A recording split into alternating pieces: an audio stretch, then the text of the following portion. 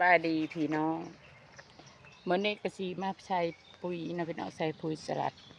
กำลังมาปลูกได้7 วันพอดีแหละก็สีมาเริ่มใส่ปุ๋ยก่อนอื่นเขาสิใส่เขาก็ต้องเห็ดแบบนี้เขามาพรวนดินนะพี่น้องวิธีการพรวนดินคือผ่านมาเนี่ยเขาก็ได้พรวนแล้วเรียบร้อยแล้วเนาะก็ยังประมาณอยู่8-9 ทงเนาะสิมาบีบกับบริมียังยากเนาะพี่น้องวิธีพรวนดินอยู่ในทงบางคนบ่เคยปลูกก็จะเห็ดแบบได้บ่ยากบ่นั่นน่ะนั่นนี่หันนะแล้วก็สิมาบีบให้พี่น้องได้เบิ่งได้ส้มน้ำกันแล้วก็สิใส่ปุ๋ยเนาะพี่น้องค้ากล่องกับบ่มีพี่น้อง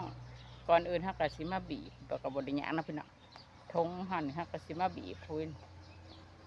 เกี่ยนการพรวนดินบีบจับข้างนี้ใน4 ด้านก็พอดีแล้วเนาะพี่น้องแล้วในทงหนึ่งก็บ่ยาก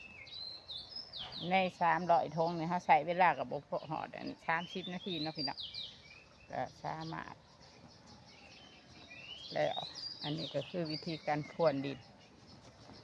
ถ้าบีบทงออกดินถ้าก็สิแตกเพราะว่าดินถ้ามันก็ล้วนแล้วก็ผุพุยอยู่แล้วพี่น้องเขาเฮ็ดเพื่อให้มันบกแข็งเฮ็ดให้ดินเท่านั้น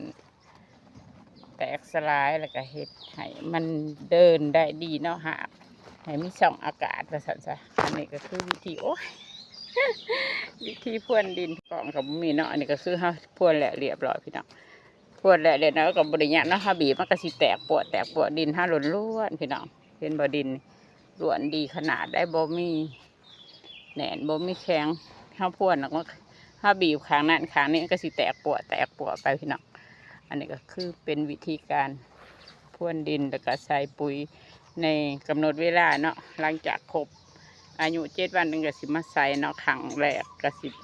แบบแรกก็สิให้พี่น้องเดี๋ยวมาเบิ่งมาชมน้ำกันอันนี้ก็คือเป็นปุ๋ยเนาะพี่น้องปุ๋ยอินทรีย์ตัวนี้ท่านได้พรวนเฮาบ่ท่านได้พรวนก็สิประมาณนี้ดินมันก็ยังสิเป็นแบบว่าแจบๆนะพี่น้องหลังจากตัวที่เฮาพรวนแล้วก็สิเป็นแบบนี้บ่ได้ยากจักนี่พี่น้องวิธีการพรวนเด้อสิบีบให้เบิ่งเห็นบ่นี่เห็นละแตกขึ้นเลยง่ายๆเลยดินล้วนดินผุพุยดีพี่น้องดินเฮาบ่แหน่นบ่อันนี้ดินมีคุณภาพที่ดีว่าซั่นซะเฮ็ดให้ผักเฮานี่ได้ดูดซึมได้ง่ายก็มี2 อากาศผักก็จะต้นใหญ่ต้นโตได้ตามความต้องการเนาะพี่น้องอันนี้ก็วิธีหนึ่งที่ดีๆมาฝากพี่ฝากน้อง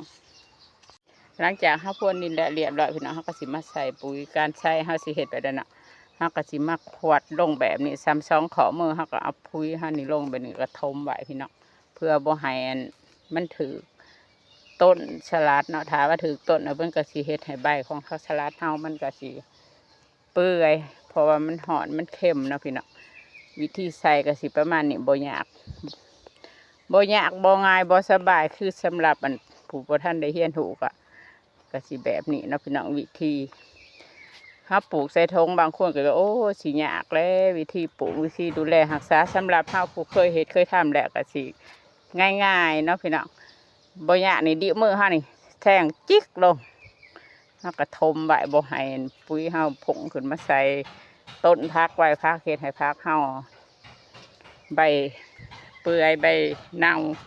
ถ้าถึกก็สิเปื่อยสิเน่าเพราะว่าปุ๋ยนี่มันก็เข้มข้นเด้พี่น้องในระยะเวลา7 วันเฮาสามารถใส่ได้นี่ก็ครบเวลาของเพิ่นเฮาเบิ่งไปอีกหลังจากเฮาใส่ได้2 อาทิตย์แล้วเนาะผักเฮาจะเริ่มเติบโตได้ดีเฮาก็บ่ได้ใส่เติมเนาะพี่น้องมีแต่สีดสาดน้ำจุลินทรีย์สังเคราะห์แสงบำรุงเนาะพี่น้องบำรุงใบบำรุงหาเพื่อให้มันดูดซึมได้ก็เฮ็ดให้ผักเฮาจะเริ่มเติบโต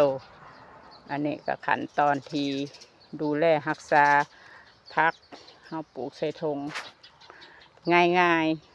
ๆซ้ำนี้นะพี่น้อง1 ช้อนโต๊ะเฮาก็ได้ถนัดแล้วว่าซั่นซะบ่ได้เอาบ่วงเอาหยังมันอันนี้เอามือยุบเสียเลยทงมือก็มีแต่ว่าบ่ถนัดเนาะพี่น้องมันเฮ็ดเวียกบ่คล่องแคล่วแล้วก็เลยบ่เอาดำเนี่ยก็ยามันเดี๋ยวมือเดี๋ยวตีนเล็บมือก็สิเหี่ยนดำก็บ่เป็นหยังพี่น้องเฮาก็ตัดออกตลอดขอแต่ว่าเฮาเฮ็ดงานเฮาคล่องแคล่วว่องไวพอเนาะ ใช้ตัวนั้นมันก็ดีอยู่ใช้ชบมือนะอันตัวเป็นทงยางนะมันเบิดแล้วกำลังสั่งท่านมาหอดตัวเป็นชบแพร่มันนาแล้วก็มันอยากเกะกะแบบใดแบบหนึ่งก็เลยบ่มักก็เลยเฮ็ดแบบนี้เอาเนาะเพื่อความชัวร์คล่องแคล่วรวดเร็วทันใจพี่น้องข่อยก็เป็นคนที่ว่าบ่อยาก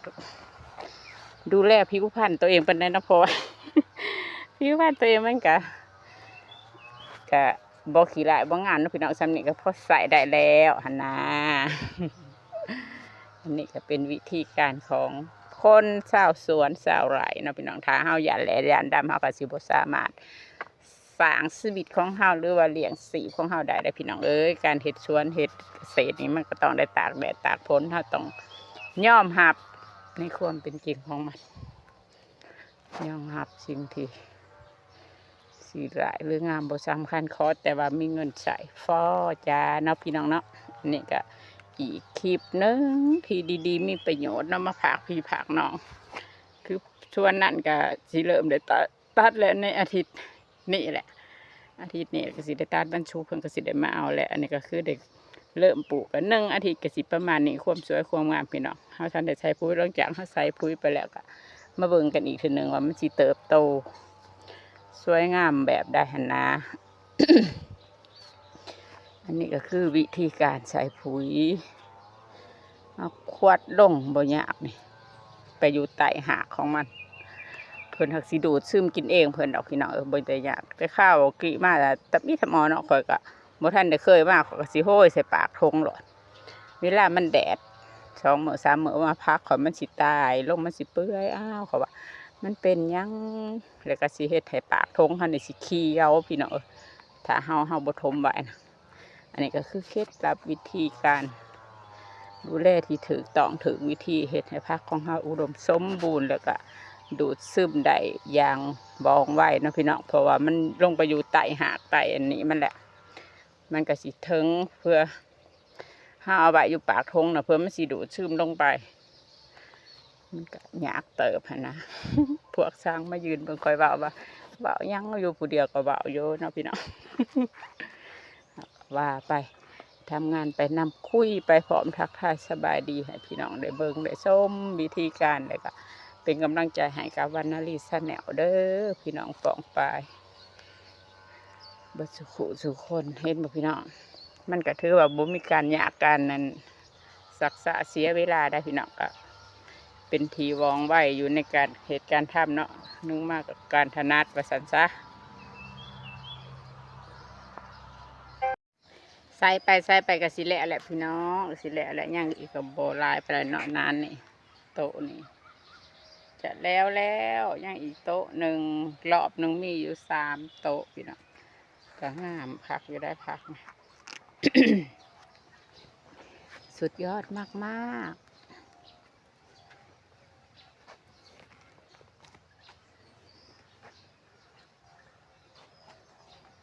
ก็พวกเนี้ยก็บ่ง่ายก็พ่อเฮ็ดพ่อทำเนาะพี่น้อง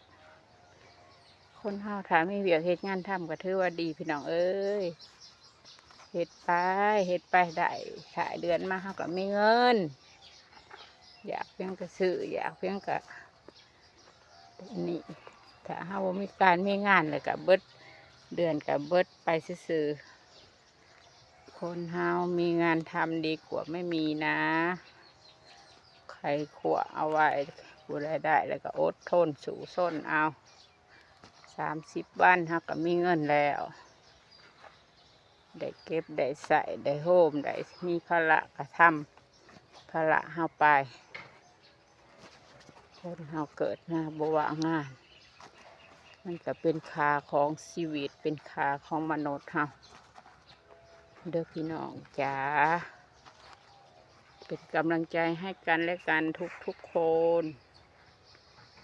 โอ้ยพักงานเลยอันนี้เป็นวางเลยแต่ตัดให้จะน่ายเมื่อวันอาทิตย์เพิ่นออกมาผู้พักหลอดมีทั้งสิสดสื่นสดใสขอสิทายผู้มาขึ้นจะเบิ่งแต่ละขันแต่ละตอนได้พี่น้องเป็นกำลังใจให้คอยในได้จ้าคลิปนี้ก็ดี